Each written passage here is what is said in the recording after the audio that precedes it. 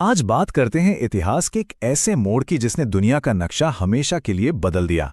जी हां, हम बात कर रहे हैं फ्रांसीसी क्रांति की। और ये कहानी सिर्फ एक देश की नहीं है, ये उन आइडियाज की कहानी है जिन्होंने हमारी आज की दुनिया को बनाया है। चलिए सीधे चलते हैं 14 जुलाई 1789 की सुबह। पेरिस की हवा में ना एक अजीब सी बेचैनी और डर घुला हुआ था। अफवाहें उड़ रही थीं कि सम्राट ने सेना को हुक्म दे दिया है नागरिकों पर गोलियां चलाने का। और फिर हजारों की गुस्साई भीड़ ने बास्तील के किले पर धवा बोल दिया।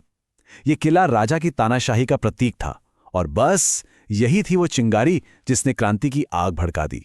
लेकिन सबसे बड़ा सवाल तो यही है कि आखिर हालात यहां तक पहुंचे कैसे। मतलब ऐसा क्या हुआ कि एक राजा और उसकी अपनी ही जनता आमने सामने आ गए, कि लोगों को हथियार तक उठाने पड़ गए। चलिए इस पूरी कहानी की तह तक चलते हैं।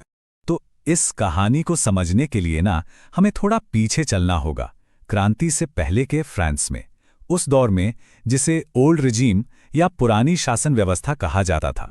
तो बात है 1774 की। 20 साल का लुई 16वां राजा बना और उसे तोहफे में क्या मिला?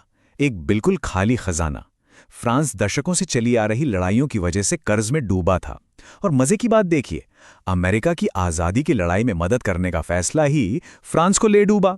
देश पर 10 अरब लीवरे से भी ज्यादा का कर्ज चढ़ गया था और ऊपर से वर्साय के आलीशान महल के खर्चे तो थे ही। तो अब रास्ता क्या बचा? बस एक ही, टैक्स बढ़ाओ। हाँ, टैक्स तो बढ़ाना था, पर सवाल यह था कि ये टैक्स देगा कौन? और इसी सवाल के जवाब में फ्रांस के समाज की सबसे बड़ी और गहरी दरार छुपी थी। देखिए, उस वक्त ना पूरा फ्रांसीसी समाज 3 हिस्सों या कहें कि एस्टेट्स में बटा हुआ था। और ये जो बंटवारा था ना, वो सच में हैरान कर देने वाला था। पहले 2 एस्टेट यानी पादरी और शाही खानदान के लोग, ये कुल आबादी का सिर्फ 3% थे। लेकिन मजे की बात, इन्हें कोई टैक्स नहीं देना पड़ता था, जीरो। सारा का सारा बोझ, हर तरह का टैक्स कौन भरता था? तीसरा एस्टेट, मतलब देश की बाकी 97% जनता। इसमें किसान थे, मजदूर थे, व्यापारी थे, सब। जरा सोचकर देखिए ये कितना बड़ा न्याय था। उस जमाने में एक कहावत या यूं कहें कि एक तस्वीर बहुत चलती थी, जिसमें अमीर कुलीन वर्ग को मकड़ी दिखाया जाता था और गरीब किसान को मक्खी। मतलब साफ था, मकड़ी मक्खी का खून चूस रही थी और जनता इस अन्याय के बोझ तले सचमुच पिस रही थी। लेकिन बात सिर्फ पैसे की तंगी की नहीं थी। एक और क्रांति भी सुलग रही थी, और वो थी विचारों की क्रांति। एक ऐसी क्रांति जिसने आम लोगों को सवाल पूछने की हिम्मत दी। उस दौर में ना जॉन जैक रूसो जैसे दार्शनिकों के विचार हवा की तरह फैल रहे थे। उन्होंने एक नया आइडिया दिया, सोशल कॉन्ट्रैक्ट का। मतलब ये कि कोई भी सरकार राजा के भगवान होने के अधिकार से नहीं, बल्कि जनता की मर्जी से बननी चाहिए। इसी तरह जॉन लॉक जैसे विचारकों ने राजा के असीमित अधिकारों वाले पूरे कॉन्सेप्ट को ही चैलेंज कर दिया। और इन नए विचारों ने लोगों की आंखें खोल दी। उन्हें समझ आने लगा कि ये जो सिस्टम है, ये सिर्फ गलत ही नहीं है, बल्कि इसे बदला भी जा सकता है। और फिर आया साल 1789, और ऐसा लगा जैसे सब कुछ एक साथ हो रहा हो, एक बवंडर की तरह। देखिए, मई में राजा ने टैक्स पर बात करने के लिए मीटिंग बुलाई।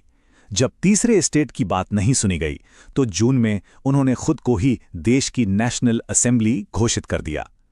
फिर जुलाई में तो बास्तील का किला ही गिरा दिया गया, और 4 अगस्त को, सिर्फ एक रात में, असेंबली ने सदियों से चली आ रही सामंती व्यवस्था को ही खत्म कर दिया। सब कुछ बिजली की रफ्तार से बदल रहा था।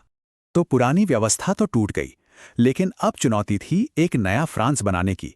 चलिए देखते हैं कि यह सफर कैसा रहा।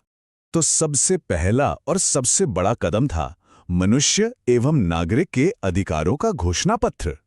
ये कोई मामूली कागज नहीं था, ये एक क्रांतिकारी दस्तावेज था। इसी ने उन 3 मशहूर शब्दों की नींव रखी, लिबर्टे, एगालिते, फ्राटर्निते, यानी स्वतंत्रता, समानता और भाईचारा।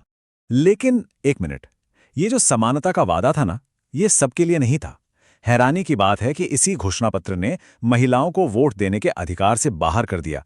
उन्हें पैसिव सिटीजन यानी निष्क्रिय नागरिक का दर्जा दे दिया गया। लेकिन सब चुप नहीं रहे। ओलेम दे गूस जैसी बहादुर महिला ने इसके खिलाफ आवाज उठाई। उन्होंने अपना खुद का महिला अधिकार घोषणापत्र लिखा, पर नतीजा, उनकी आवाज को कुचल दिया गया और बाद में उन्हें फांसी दे दी गई। खैर, संघर्ष चलता रहा और आखिरकार वो दिन आया, 21 सितंबर 1792। इस दिन राजशाही को हमेशा के लिए खत्म कर दिया गया और फ्रांस एक गणतंत्र बन गया। मतलब अब देश का शासन राजा के हाथ में नहीं बल्कि जनता के चुने हुए लोगों के हाथ में था। लेकिन कहानी यहां खत्म नहीं हुई। गणतंत्र तो बन गया, पर क्रांति का रास्ता बहुत बहुत टेढ़ा था। अब यह क्रांति एक ऐसे काले दौर में घुसने वाली थी जिसे याद करके आज भी लोग कांप जाते हैं। अब सत्ता में आए जैकोबिन्स जैसे कट्टरपंथी गुट, जिनका लीडर था मैक्सिमिलियन रॉबेस्पियर। इनके जो सपोर्टर थे उन्हें सैंसकोलॉट्स कहा जाता था। ये लोग अमीरों जैसे ब्रीचेस नहीं बल्कि आम लोगों की तरह धारीदार पैंट पहनते थे।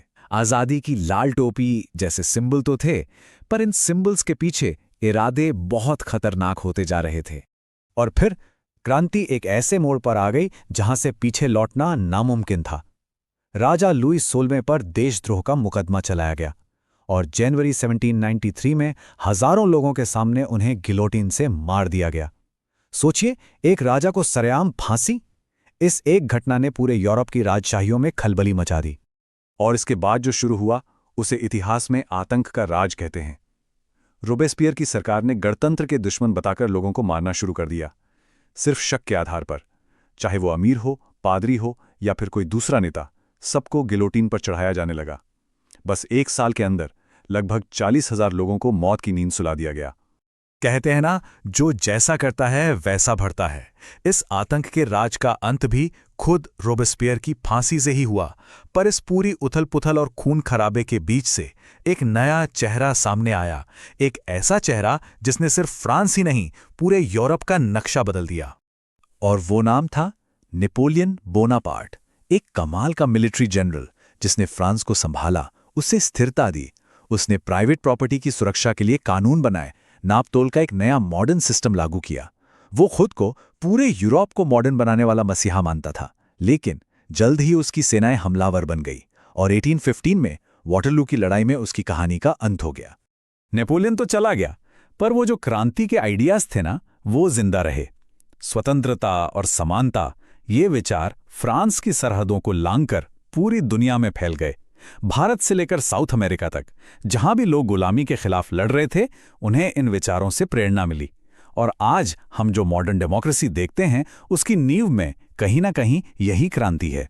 तो आखिर में इस क्रांति की विरासत है क्या? देखिए, यह समझना बहुत जरूरी है कि हमारी आज की दुनिया का इतिहास सिर्फ आज़ादी और लोकतंत्र का नहीं है। यह हिंसा, तानाशाही और तबाही का भी इतिहास है। और फ्रांसीसी क्रांति इन दोनों सच्चाइयों का सबसे बड़ा, सबसे शक्तिशाली सबूत है। और यहीं पर आके ये कहानी हमें एक बहुत बड़े सवाल के सामने खड़ा कर देती है। क्रांति की इस दोहरी विरासत को देखिए। एक तरफ आज़ादी के लिए लड़ने की प्रेरणा है, तो दूसरी तरफ अपने ही उसूलों के नाम पर भयानक हिंसा करने की क्षमता। इन दोनों में से कौन सी विरासत आज हमारी दुनिया की सच्चाई को ज्यादा बयां करती है? ये एक ऐसा सवाल है जिसका जवाब हमें इतिहास के पन्नों में ही ढूंढना होगा।